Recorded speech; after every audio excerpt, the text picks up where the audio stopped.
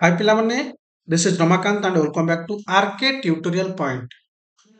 ପିଲାମାନେ, ଆଜିର ଭିଡିଓ ଲେକ୍ଚରରେ ଆମେ ଡିସ୍କସନ କରିବା ପ୍ଲସ୍ ଟୁ ଦ୍ୱିତୀୟ ବର୍ଷ ଇଂରାଜୀ ଚାପ୍ଟର 1 ମାଇ ଗ୍ରେଟେଷ୍ଟ ଅଲିମ୍ପିକ ପ୍ରାଇଜ୍ ୟୁନିଟ୍ 3 ପ୍ରଶ୍ନ ଉତ୍ତର। ପିଲାମାନେ, ଏହାର ଠିକ୍ ପୂର୍ବରୁ ଦୁଇଟି ଭିଡିଓରେ ତମମାନଙ୍କୁ ପ୍ରୋଭାଇଡ କରିସାରିଛି ଅଲରେଡି ୟୁନିଟ୍ 1 ର ପ୍ରଶ୍ନ ଉତ୍ତର ଏବଂ ୟୁନିଟ୍ 2 ର।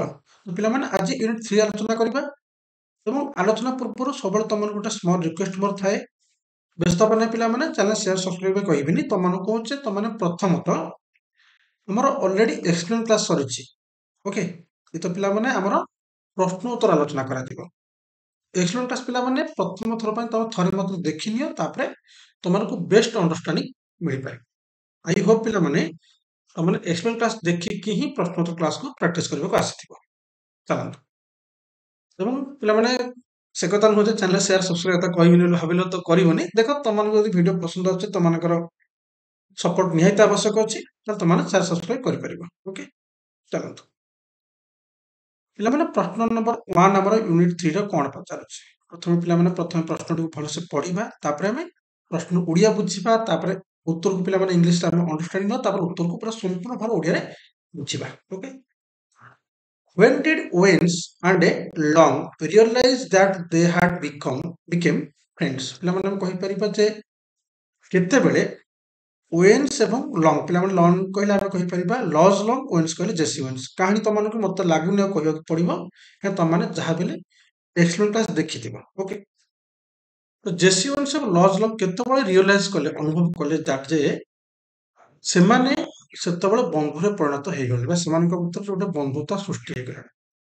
ତ ପିଲାମାନେ ଆମେ କହିପାରିବା ଗ୍ରାଉଣ୍ଡରେ ବା ଟ୍ରାକରେ ଯୋଉ କାହାଣୀ ତମମାନେ ଜାଣିଛ ଭଲ, ସେ କ୍ୱାଲିଫାଇ ନ କରିପାରିବା, ବିଚଳିତ ହେବା, ଜାତୀୟତାବାଦ ଯୋଉ ଭାବନା ଆସିବା, ତ ଏ ସେନ୍ସରେ ଓଭେନ୍ସ ଓ ଲଜ୍ ଲଙ୍ଗ ଜଣେ ବହୁତ ଭଲ ଆଥଲେଟ୍ ଥିଲେ। ସେମାନଙ୍କ ଭିତରେ ବନ୍ଧୁତା ଅଲରେଡି ସୃଷ୍ଟି ହେଇଗଲା ବା ସେମାନେ ଅନୁଭବ କଲେଣି। ତ କେତେବେଳେ ସେମାନେ ଜାଣିବାକୁ ପାଇଲେ? ଆନ୍ସର ପିଲାମାନେ ଲେଖିପାରିବ। Luz Long broke his own record. Luz Long କ'ଣ ନା, ସେ ତାଙ୍କର ନିଜର ଯୋଉ ରେକର୍ଡ ଥାଏ, ରେକର୍ଡ କଲେ ପିଲାମାନେ ଯେ ମୁଁ ଧର ଆଜି ଗୋଟେ ଓଭରରେ 6ଟା ଛକା ଲଗେଇଛି, ତ ମୋ ରେକର୍ଡ ନେକ୍ସଟ ଟାଇମରେ କ'ଣ ହବ, ଯେ ଗୋଟେ ଓଭର 7ଟା ଛକା ମାରିପାରିବି। ପିଲାମାନେ ପ୍ରାକ୍ଟିକାଲ ଆଡେ ଯାଅନି, ମୁଁ ଯାହା କହୁଛି କଥା ବୁଝ। ତ Luz Long broke his own record, ତା ନିଜ ରେକର୍ଡ ମଧ୍ୟ ଲଜ୍ ଲଙ୍ଗ ଭାଙ୍ଗିକି ବହୁତ ସାରା ରେକର୍ଡ ସେ ବହୁତ ଥର ବିଶ୍ୱ ରେକର୍ଡ ମଧ୍ୟ କରିଛନ୍ତି।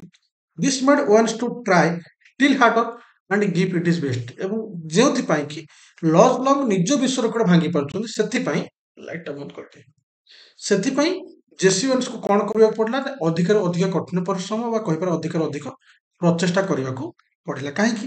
କାହିଁକିନା ଯେହେତୁ ଲଜ୍ ଲଙ୍ଗ ନିଜ ରେକର୍ଡ ଭାଙ୍ଗି ଦଉଛନ୍ତି, ତ ସ୍ୱାଭାବିକ କଥା ଯେ ଆଜି 26 ଫୁଟ ମାରିଛି, ସେ କାଲି 27 ଫୁଟ ଡେଇଁପାରିବ, ହଁ କି ନା? ତ ଆଟ୍ ଦ ଏଣ୍ଡ, ପରିଶେଷରେ ହ୍ୱେନ୍ ୱେନ୍ସ ଓନ୍, ଯେତେବେଳେ ଓନ୍ ଜିତିଗଲେ, ମାନେ ଲଙ୍ଗ ଜମ୍ପରେ ଯେତେବେଳେ ସେ ଚାମ୍ପିୟନ ହେଇଗଲେ, ଲଜ୍ ଲଙ୍ଗ ସ୍ପୋର୍ଟିଭଲି କହିଲେ ପିଲାମାନେ ଖେଳାଳ ମନୋଭାବ ଧରିକି come forward to shake Owens hands warmly, ଅତି ଖେଳୁଆର ମନୋଭାବ ଧରିକି ୱେନ୍ସଙ୍କ ପାଖକୁ ହାତ ମିଳେଇବାକୁ ଆସିଥିଲେ। This gesture made Owens feel that he has found a real friend in Luz Long. ମୁଁ ଏଥିରୁ ଲାଗିଲା ଯେ ଲଜ୍ ଲଙ୍ଗ ଭଳି ଜଣେ ଖେଳାଳିକୁ ସେ ବନ୍ଧୁ ଭାବରେ କ'ଣ କରିଛନ୍ତି, ପାଇସାରିଛନ୍ତି। ମାନେ ଆମେ କହିପାରିବା ଲଜ୍ ଲଙ୍ଗ ନିଜ ରେକର୍ଡ ଭାଙ୍ଗିଥିଲେ ବା ନିଜ ରେକର୍ଡ ଭାଙ୍ଗିବାରେ ସେ ମଧ୍ୟ ବହୁତ ଭଲ ଖେଳାଳି ଥିଲେ।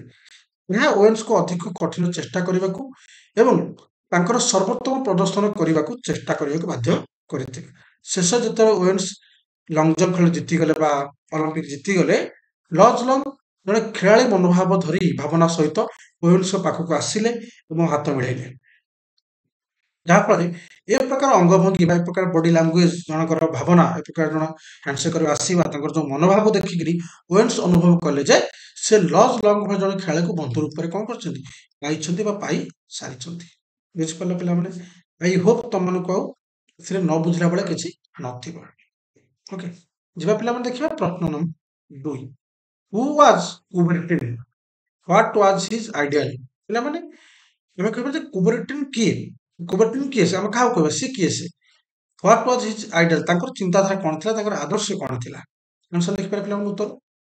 କୁବରେଟିନ୍ was the founder of modern Olympics. Coubertin ଜଣେ ମଡର୍ନ ଅଲିମ୍ପିକର ଫାଉଣ୍ଡର ଥିଲେ ବା କହିପାରିବେ ପ୍ରତିଷ୍ଠାତା ଥିଲେ, ଆଧୁନିକ ଅଲିମ୍ପିକ୍ସର ପ୍ରତିଷ୍ଠାତା ଥିଲେ। He felt that the games should inspire more and more participation. ପିଲାମାନେ ତାଙ୍କ କହିବା ହିସାବରେ ଯେ ଗୋଟେ ଖେଳ ଭିତରେ ବା ଖେଳାଳି ମାନଙ୍କ ଭିତରେ ବା ଆମେ କହିପାରିବା ଗୋଟେ ପ୍ରତିଯୋଗିତା ଭିତରେ ଅଂଶଗ୍ରହଣ କରିବାଟା ହଉଛି ମୁଖ୍ୟ କଥା, ନା କି ଜିତିବା। and should also promote କିନ ପିଲାମାନେ ସ୍ପେଲିଂ କଣ ମିଷ୍ଟେକ୍ ଅଛି ଛାଡ଼, ନିୟର କମ୍ପିଟିସନ ଏମଙ୍ଗ ଆଥଲେଟ୍ସ, ସେମାନଙ୍କ ଭିତରେ ଅତିରୁ ଅଧିକ ମନ ଭିତରେ ପ୍ରୋତ୍ସାହିତ ଭାବ ରହିବା ଦରକାର ଯେ ଖେଳକୁ ଆମେ ଖେଳିବାକୁ ଯାଉଛେ, କମ୍ପିଟ୍ କରିବାକୁ ଯାଉଛେ, ନା କି ଜିତିବା ପାଇଁ। ନୋ ମ୍ୟାଟର ହୁ ଲସେସ୍ ଅର୍ ହୁ ୱିନ୍ସ। ପିଲାମାନେ ଟିକେ ଟିକେ ବେଳେବେଳେ ମଧ୍ୟ ମୁଁ ଦେଖୁଛି ସ୍ପେଲିଂ ମିଷ୍ଟେକ୍ ବହୁତ ରହୁଛି ବା କହିପାରେ ଟାଇପିଂ ମିଷ୍ଟେକ୍, ଏତ ସ୍ପେଲିଂ ନୁହଁ, ଟାଇପିଂ ମିଷ୍ଟେକ୍ ହେଉଛି ଯିଏ ବି ଟାଇପ୍ ଆମର କରୁଛନ୍ତି, ଛାଡ଼ ଯାଇ ତ ନୋ ମ୍ୟାଟର ହୁ ଲସେସ୍ ଅର୍ ହୁ ୱିନ୍ସ। ପିଲାମାନେ ଆମେ କହିପାରିବା ଯେ କୁବେର୍ଟିନ୍ ଆଧୁନିକ ଅଲିମ୍ପିକର ପ୍ରତିଷ୍ଠାତା ଥିଲେ। ସେ ଅନୁଭବ କରିଥିଲେ ଯେ, କଣ ଅନୁଭବ କରିଥିଲେ ପିଲାମାନେ? ଖେଳଗୁଡ଼ିକରେ ଅଧିକରୁ ଅଧିକ ଅଂଶଗ୍ରହଣକୁ ହିଁ ପ୍ରେରଣା ଦେବା ଉଚିତ ଏବଂ ଆଥଲେଟ୍ ମାନଙ୍କ ମଧ୍ୟରେ ଅଧିକ ପ୍ରତିଯୋଗିତାକୁ ମଧ୍ୟ ପ୍ରୋତ୍ସାହିତ କରିବା ଉଚିତ। କିଏ ହାରିଯାଏ କିମ୍ବା କିଏ ଜିତେ ତାହା ମୂଲ୍ୟଯୁକ୍ତ ନୁହେଁ ବା ତାହା ରୁଥଫୁଲ ନୁହେଁ। ବୁଝିପାରିଲ? ଏହା ହଉଛି କୁବେର୍ଟିନ୍ଙ୍କର ମନୋବୃତ୍ତି ଥିଲା। ଯିବା ନେକ୍ସଟ କ୍ୱେଶ୍ଚିନ୍ ପିଲାମାନେ, ପ୍ରଶ୍ନ ନମ୍ବର 3 ଦେଖିବା। ଓକେ, ବହୁତ ପିଲା ଆମର ଅଛନ୍ତି ଯେ ଚୁପଚାପ ରହୁଛନ୍ତି, କମ୍ପ୍ଲେନ୍ ଗୁଡ଼ାଏ ଆସୁଛି ଯେ ସାର୍ ଆପଣ ଅଲଗା କ୍ଲାसेସ୍ ଦେଖିବା। ଆମର ଅଲରେଡି ଅଲଗା କ୍ଲାसेସ୍ ଗୁଡ଼ା 20-25ଟା ଲେଖାଏଁ 30ଟା ଲେଖାଏଁ ହେଇଗଲାଣି। ତ ଇଂଲିଶର ପ୍ରଶ୍ନ ତ ତମମାନଙ୍କୁ ଅଲରେଡି ପ୍ରୋଭାଇଡ କରିଥିଲି, ତ ଇଏ ଗୋଟେ ନୂଆ ଢଙ୍ଗରେ କରାଯାଉଛି, ସେଥିପାଇଁ ଭାବୁଛି ତମମାନଙ୍କୁ ଏଇଟା ପ୍ରୋଭାଇଡ କରିଦେବା ତ ପ୍ରଥମ ଗୁରୁତ୍ୱ ରହିବ। ଆଉ ଏମସିକ୍ୟୁ ଆମର ଚାପ୍ଟର ସରିବ ତ ତାପରେ ସାଙ୍ଗେ ସାଙ୍ଗେ MCQ. Why was Lodz Long been called a fine example of a Kubernetes ideal? Luz ଲଙ୍ଗକୁ କୁବେର୍ଟିନ ଆଦର୍ଶର ଏକ ଉତ୍ତମ ଉଦାହରଣ କାହିଁକି କୁହାଯାଏ ବା କହିପାରିବା ଲଜ୍ ଲଙ୍ଗକୁ କୁହାଯାଏ ଯେ ସେ ହେଉଛନ୍ତି କୁବେର୍ଟିନଙ୍କର ଗୋଟେ ବହୁତ ଭଲ ପ୍ରତିରୂପ ବା କୁବେର୍ଟିନଙ୍କର ଆମେ କହିପାରିବା ଜଣେ ଉତ୍ତମ ଆଦର୍ଶକ ବା ଶୁଭଚିନ୍ତକ।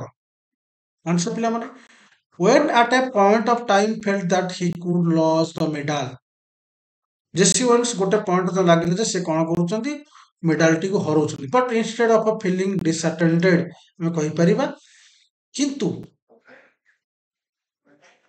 ହି କୁ ଲସ୍ ଦ ମେଡାଲ କହିଲେ ପିଲାମାନେ ଆମେ କହିପାରିବୁ ଯେ ଓୱେନ୍ ସମୟରେ ଅନୁଭବ କଲେ ଯେ ସେ ପଦକ ହରାଇ ପାରିଲେ ଯେତେବେଳେ ସେ ଦିଥର କଣ କଲେ, ଡିସ୍କ୍ୱାଲିଫାଇ ହେଲେ।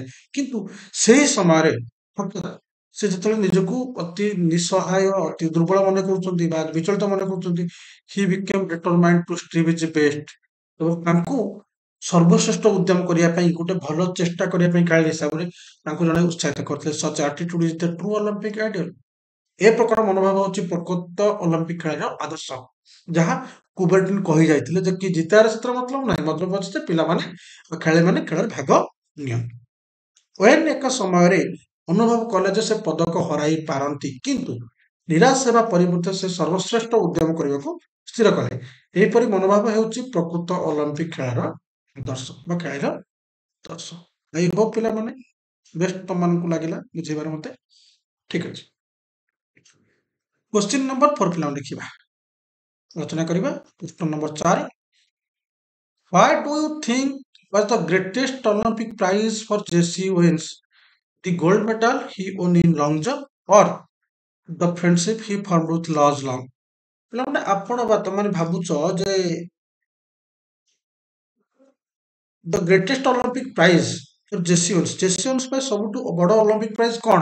ଦି ଗୋଲ୍ଡ ମେଡାଲ ଯାହା ସେ ଜିତିଥିଲେ, ନା ଜଣେ ବନ୍ଧୁତ୍ୱ ସେ ମାନେ ଲଜ୍ ଲଙ୍ଗକୁ ଜଣେ ବନ୍ଧୁ ହିସାବରେ ପାଇଥିଲା? ଆପଣ ଭାବୁଥିବେ ଜେସି ୱେନ୍ସ ପାଇଁ ସର୍ବଶ୍ରେଷ୍ଠ ଅଲିମ୍ପିକ ପୁରସ୍କାର କଣ ଥିଲା?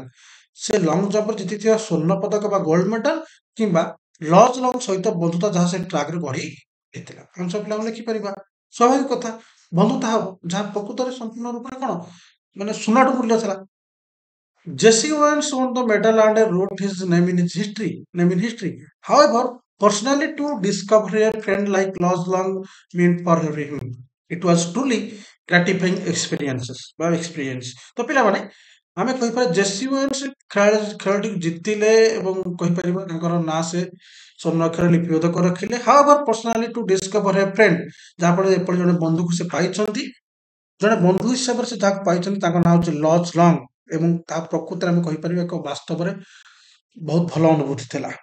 ତଥାପି ବ୍ୟକ୍ତିଗତ ଭାବରେ ଲଜ୍ ଲଙ୍ଗ ପରି ଜଣେ ବନ୍ଧୁକୁ ପ୍ରାପ୍ତ କରିବା ପାଇଁ ତାଙ୍କ ପାଇଁ ଅଧିକ ଅର୍ଥ ଥିଲା। ଏହା ବାସ୍ତବରେ ଏକ ସନ୍ତୋଷଜନକ ଅନୁଭୂତି ଥିଲା। ତ ପିଲାମାନେ ଆଜି ପାଇଁ ଆମେ କ୍ଲାସ ଏଣ୍ଡ କରିବା। ବହୁତ ଧନ୍ୟବାଦ। ଜୟ ହିନ୍ଦ, ଜୟ ଭାରତ। ହଁ।